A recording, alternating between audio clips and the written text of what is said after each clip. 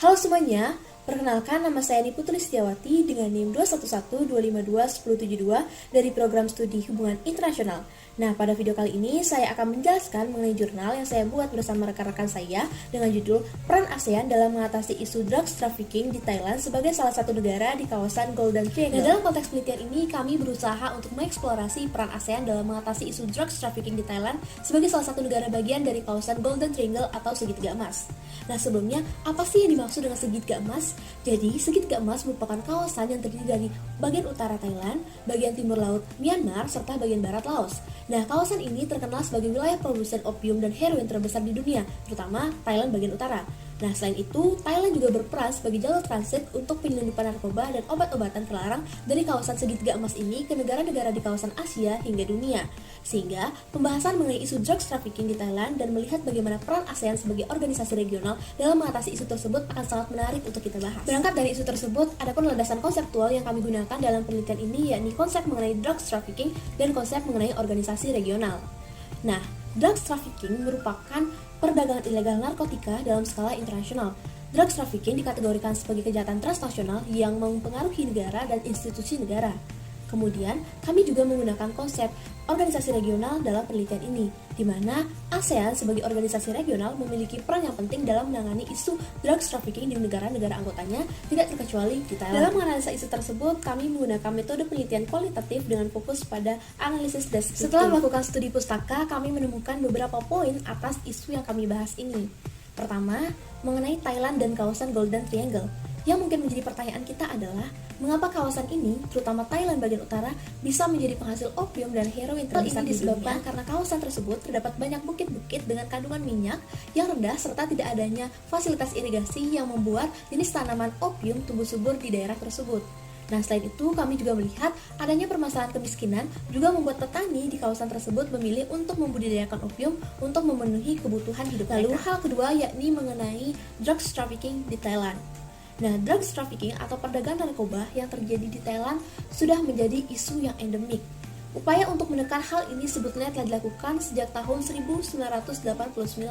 Namun, hingga kini perdagangan narkoba masih menjadi salah satu isu yang marak terjadi di Thailand. Nah, menyinggung ke penjelasan sebelumnya, drugs trafficking di Thailand sangat dipengaruhi oleh wilayah bagian utara Thailand, di mana wilayah ini secara fisiologis sangat mendukung budidaya narkoba. Tenaga kerja yang murah serta masalah kemiskinan yang ada di daerah tersebut juga sangat mempengaruhi isu drugs trafficking yang ada di Thailand. Sindikat perdagangan narkoba di Thailand telah terjalin secara transnasional. Thailand telah menjadi tempat transit bukan hanya untuk negara di Asia Tenggara, tetapi juga dunia.